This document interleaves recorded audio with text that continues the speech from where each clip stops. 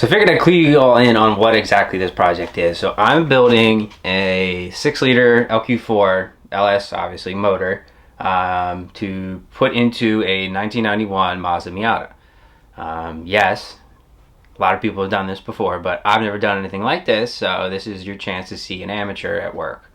I have no experience in the automotive world. I've changed my oil, done a coolant flush, and then replaced tie rods before, and that's about it on my truck. The Miata itself is completely apart right now. There's no engine, trans, diff, power plant frame, interior, nothing. There's absolutely nothing in there, not even the wiring right now. I did all that off camera. If you guys want to figure out how to do that stuff, there's tons of videos out there on YouTube as far as what you can do for that. But for me right now, what this is going to cover is the engine assembly, the cleaning, and all my findings and whatnot, what upgrades I'm going to be doing to the engine to fix some of the common issues from the factory. The overall install kit, I'm probably going to go with the one from Monster Miata. I talked to the guy Martin about it. I have to get in contact with him again about some of the parts from that. And then other things aftermarket, LSX innovations, and so on and so forth, through just all the other odds and ends that I'll need to make the LS fit. What I'm going to be doing now is cleaning up the front cover here. I already started to do it a little bit, but, you know, beat my hand up. I'm just going to keep slipping off with all these weird edges on the side here. But I'm going to try to clean this up best I can and then hit it with some more engine enamel just to give it a little cleaner look, even though you're never going to see this. Excuse me.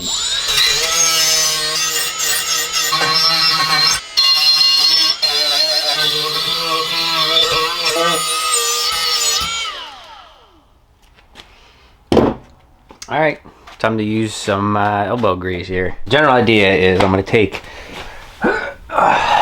some brake clean here, destroy the table, and try to get in all the spots that I didn't get before. Then you're just going to take it, you're going to scrub it.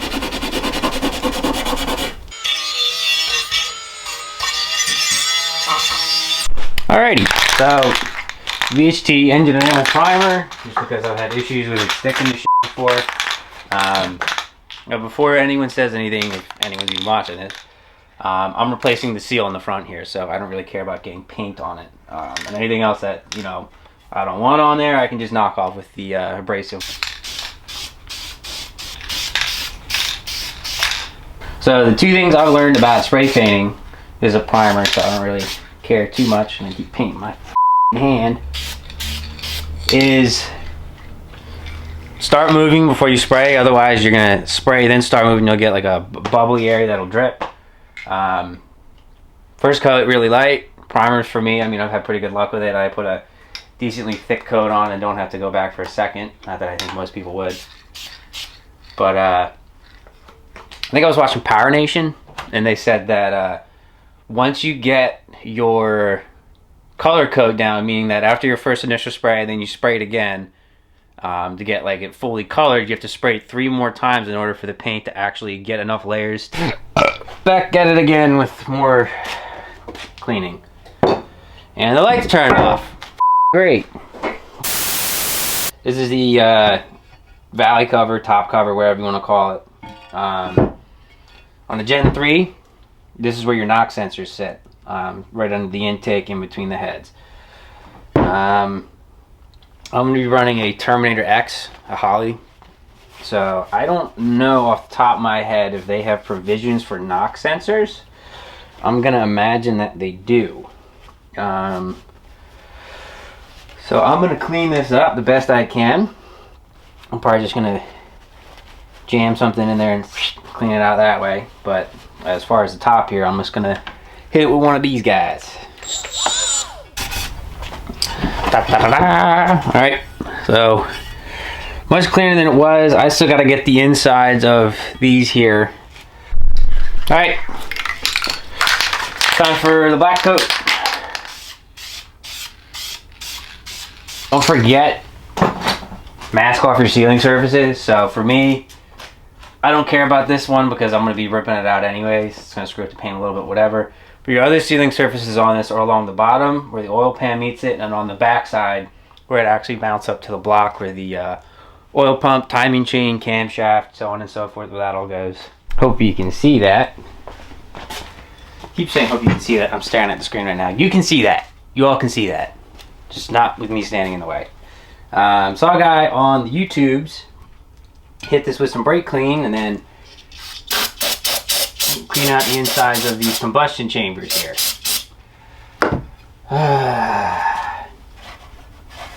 Right, finished most of it up. Now what I'm going to do is clean out the intake runners here. There's a lot of carbon buildup in there. I'm not going to get you in there just because I'm lazy.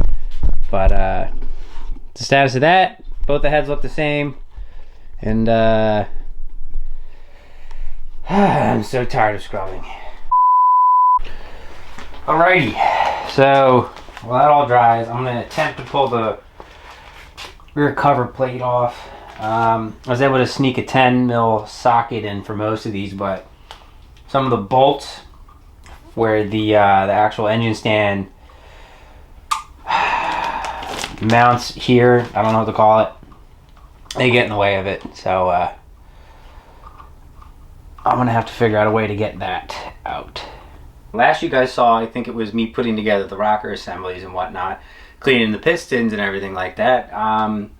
So what I wound up doing is I looked at the bearings on the crank down there, and I wasn't too impressed with it. It didn't show any copper, but there were some gouges in there, and I basically bit the bullet and went with an entire new bottom end. Let me get you in here and I'll show you. So as you can see, all shiny new pistons. So I've got I think it's the Liberty Pro Series forged stock stroke 60 thou over bottom rotating assembly. So I had that done. Not going to talk about how much it cost. They when basically just refreshed the block, I thought they were going to get most of the paint off, but it does not look like they were able to do that, probably because I caked it on so well. But what I've done after that is I went in and I added the timing chain and the dampener here. This is a double roller, Summit brand. Pretty easy to install. One of the things I had to do was there's a Woodruff key in here that actually, you know, locks the oil pump and the timing chain gear or drive onto the crank here. So what I had to do on the old crank was I took the old chain, wrapped it around the gear, on the old one mind you, wrapped it around the gear and used a pair of vice grips to hold it on there. Then I used a 3-jaw puller and pulled the old drive, for lack of a better term, off the front of it, and then got the key out. These ones, they weren't terribly hard to press in. All you have to do is take the old pump drive here, put it behind it, and then use the what's it called? Use the I have a harmonic balancer installer, which is basically a big threaded rod with a nut on the end of it, and you use that to actually press it in onto there, just until it fully seats. You'll know when it gets in there. Most important thing is when you're installing this is this has, I think, room for a total of 8 degrees of advanced or retard. So just make sure that if you're doing a straight up, as they call it, that you have your dot on your gear here lining up with your circle or dot here on the actual drive gear. So doing that wasn't too hard. I also got this dampener here that doesn't come on this Gen 3 block. All that does is you have a cam retainer plate back here, which you saw in an earlier video that the seal was destroyed. So cam retainer plate goes on there, and then this goes over top of it. They include hardware. I wound up stripping it out, and it turns out it's an M8 by 125 by, I think it's like 16-20 millimeters or whatever it is, long bolt. Use thread sealer and then torque them down to 18 foot-pounds. Then I had to keep this part off. You can't install this yet because the chain actually won't fit. So then you slip the chain on the bottom end, put the gear on there, start the bolts on it, and then install the black dampener here, and then check for clearance on it. So as you can see, I mean, it's pretty tight. This is a guide, so I'm not too worried about it. But obviously just check to make sure that it's not going to just drag across it. So once you do that, put Loctite on this. The blue stuff, don't use red. You're going to hate yourself. And you don't really need it for this type of application here. These go, I think they say between like 18 and 26 foot-pounds. I went with 26, Loctite on that, and then I just snug these up with some Loctite on there, just enough so that they don't back off. So, excuse me. So the next thing that I'm going to be doing is I have a crank scraper and the oil pickup and all the other stuff that I can put on there, as well as the oil pump. So the oil pump bolts are M8 by 125 by 30 millimeter. So that's about 1 1/5 inches, so 1.18 I think the calculation was. So these are the 4 bolts that you're going to be using to install the oil pump itself. So all you got to do, and I might come back later and, you know, figure out what I want to do with the spring on this. I can just flip the engine over and do it, no big deal.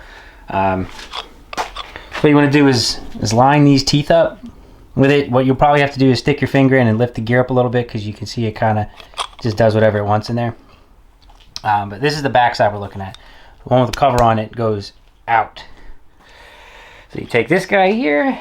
Let me flip you around so I can see what I'm doing.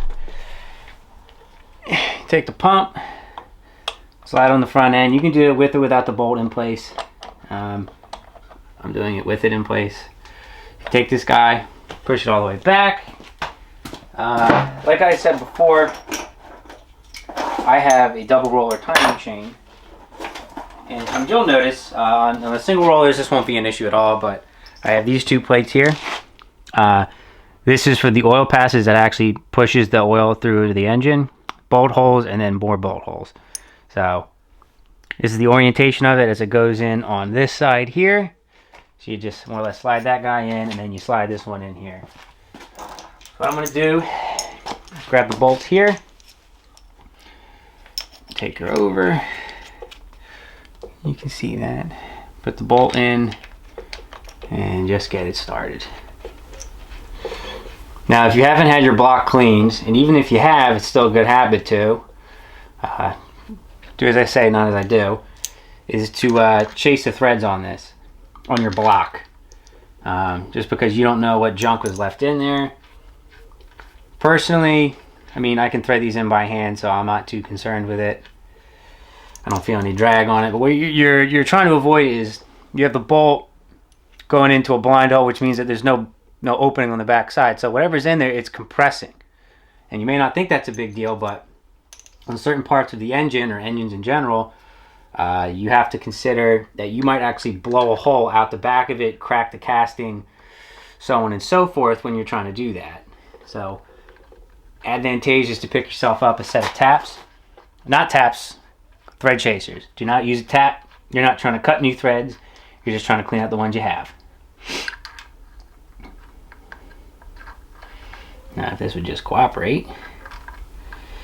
Come on. There you go. And with anything on this engine, make sure you start it by hand. You don't want to be cross-threading it and screw up an expensive block just because you were impatient. Now what I'm going to do, start rotating the engine around. They say to do 1 full revolution, which if you can't see the crank gear, that just means your camshaft should rotate fully, or half. Technically you'd be 180 out, but I prefer just to keep the dots there so I know that everything's aligned, that piston's at top dead center. So what I'm going to do now is torque it down. Let me go look up the torque spec and I'll be back. While I'm doing this little tidbit here, I guess I'll talk about it. So the point of the spacer is to make sure that the oil pump itself doesn't come into contact with the timing chain. Now obviously it shouldn't be able to press up that far, but this shim, which is basically what it is, it's a shim, just pushes the oil pump off. It's got to be close to like, it's got to be less than 1/4 inch there. But like I said, that oil passage that I pointed out before that goes through here, that actually pumps the oil through the block, that's what you want to make sure you have lined up. And you don't need sealant for it. And I know there's a lot of disparity on the internet. When I looked it up, try to find out what to use, is sealant or not. About 90% of the people on the internet said that to not use it, and of course you have that 10% saying, yeah, put RTV on it. This is me telling you that I called Melling, and they say do not put sealant on this part.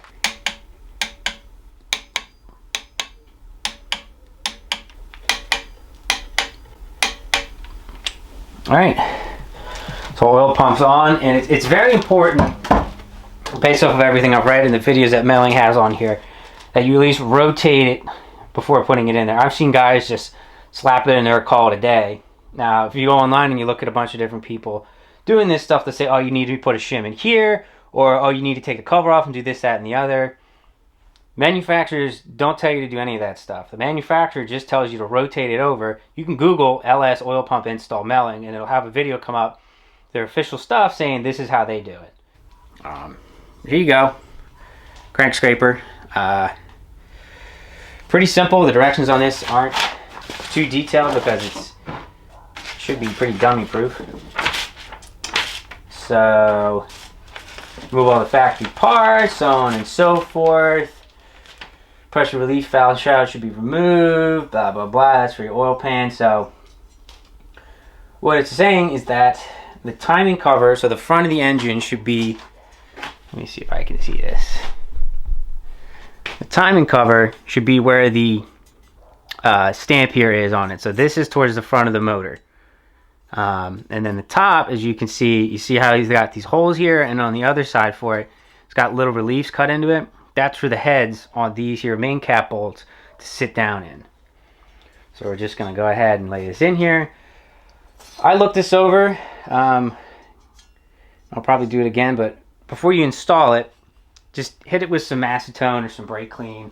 I prefer brake clean just because it's easier, but whatever you want to do. I'm going to do this over the trash can. Be right back once I'm clean. So yeah, just go over and clean out all your bolt holes. Make sure your label is facing towards the front of the engine and go ahead and lay it on. You see how it just kind of drops in place here. So, this is when we're moving it, right? So what they have you do is you take these 4 little inserts, and they look like shims, both in the radial sense as well as the linear. What I mean by that is that these things don't drop it into your engine like I almost just did. These things go on the end here, and they kind of just locate the plate itself onto the engine. They are 14s. They just tell you to loosely tighten these down. And what we're going to essentially be doing is we're going to be checking clearances between the crank and everything else.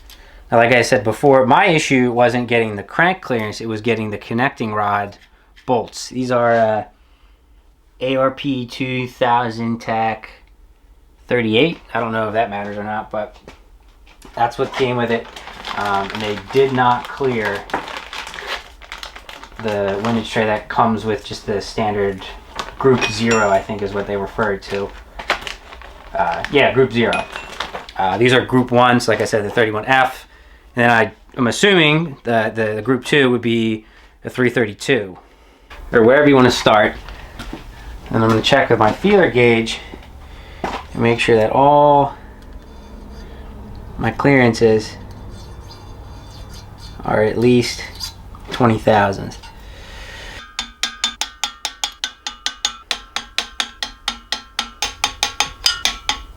The last thing it says to do is to install.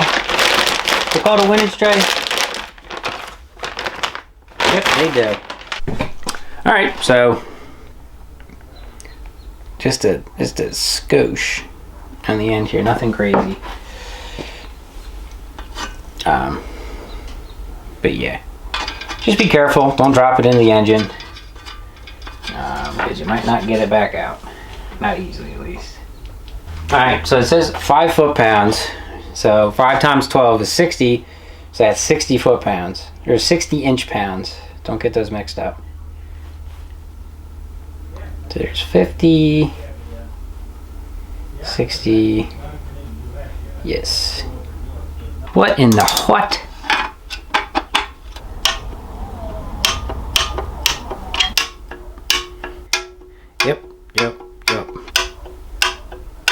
I guess the other thing we can do now is also check it again for clearance. Clearance.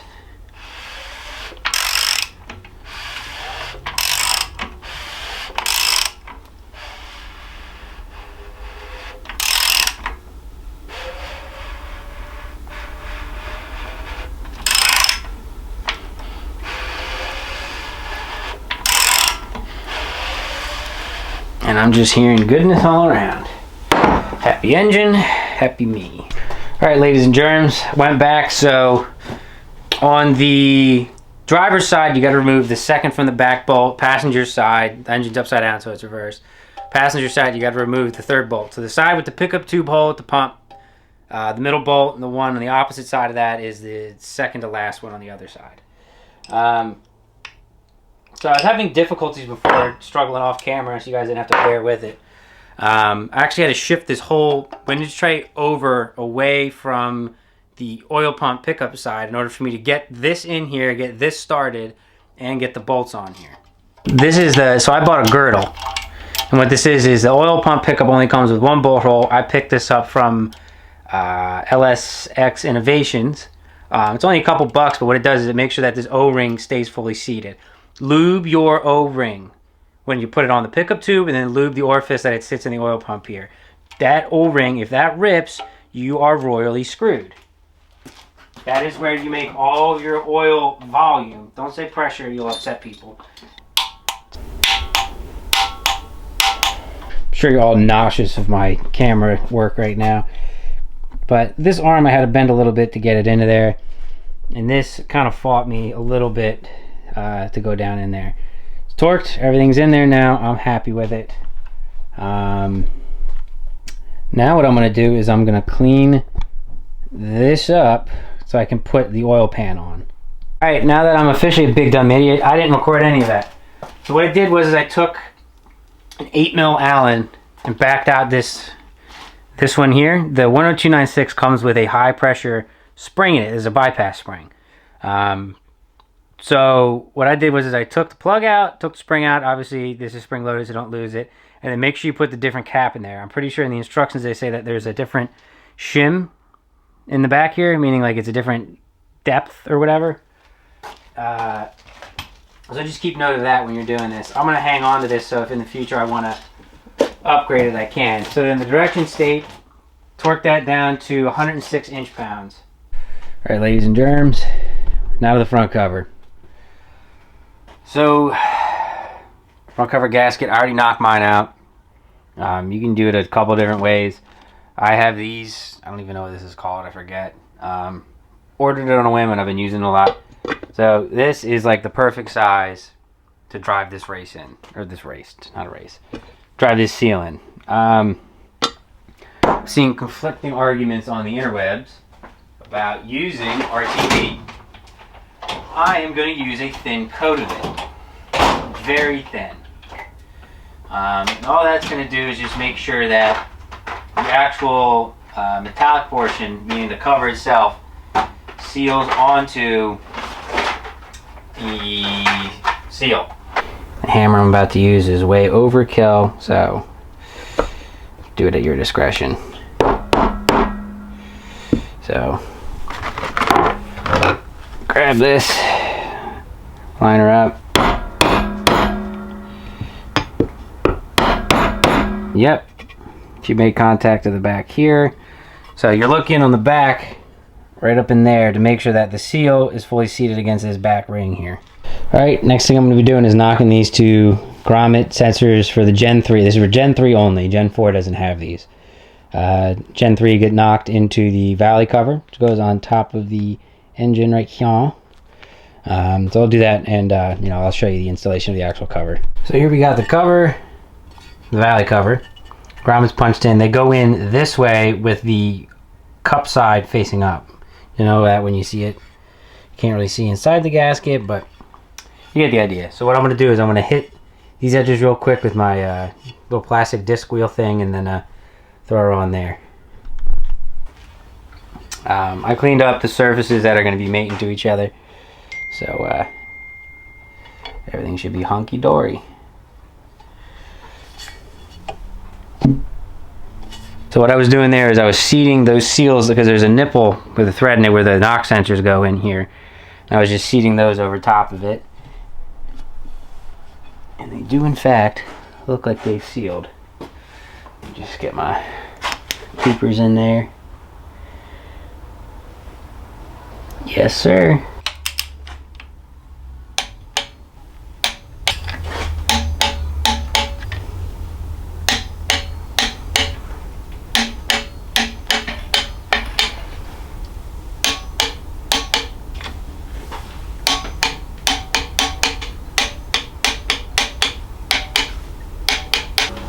Ta-da! That's all I had to record for now. I travel for work, so I had to put most of that on hold. I was waiting on a head gasket to come in. That when it did come in, it was bent.